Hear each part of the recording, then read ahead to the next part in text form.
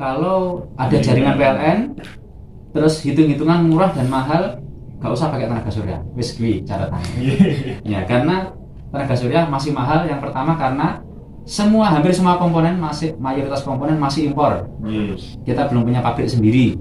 Yang pertama. Yang kedua karena belum umum. Jadi karena belum umum ini masih relatif mahal karena belum menjadi tren. Kalau sudah menjadi tren nanti akan perang harga. Nah di situ. Dan yang ketiga karena tenaga ahlinya belum banyak, masih mahal. Kalau tenaga ahli banyak orang bisa, nanti juga otomatis murah. Kita sendiri bisa memperlakukan kan murah kan hasilnya gitu.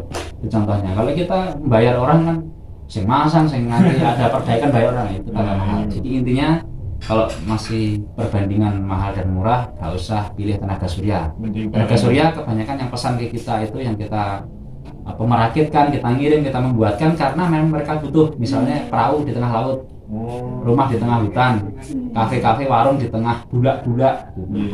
Ada orang yang tinggal itu berhari-hari nggak pulang di tengah sawah, tengah hutan, nunggu tanaman. Kita sering buatkan seperti itu. Kita buatkan model portable dibawa ke gubuk di tengah sawah. Dia pulang seminggu sekali, nunggu tanduran melon. Misalkan nunggu sawah-sawah, dia perawatan kebun gitu. Pulang sering kita buatkan begitu. Ngirim ke pantai selatan di laut karena memang perahu butuh itu daripada diesel untuk pertangan malam, untuk perangkap ikan itu diesel mahal sekali. Genset itu mahal sekali.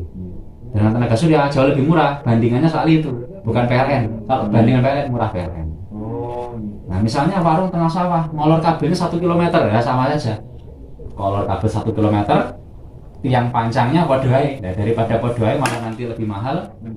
Tenaga surya gitu. Itu yang seperti itu banyak kita. Atau pernah banyak juga yang kita buatkan itu karena PLN sering padam. Akhirnya dia mau backup lampu-lampu, wifi, cas HP itu full tenaga surya setiap hari tanpa PLN. Jadi lampunya rumah dia, HP, cas HP, dan wifi itu nggak pakai PLN.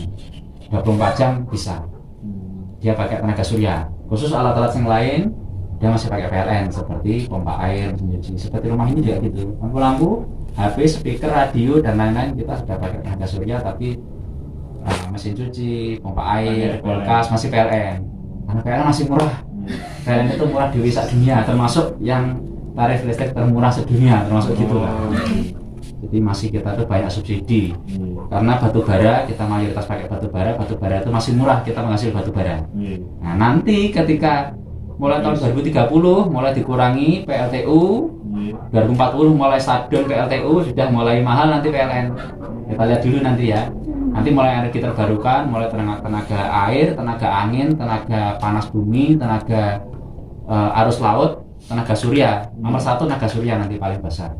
Baru tenaga arus laut, panas bumi, air nanti dimaksimalkan, mulai agak mahal. Tapi nanti akan menyesuaikan.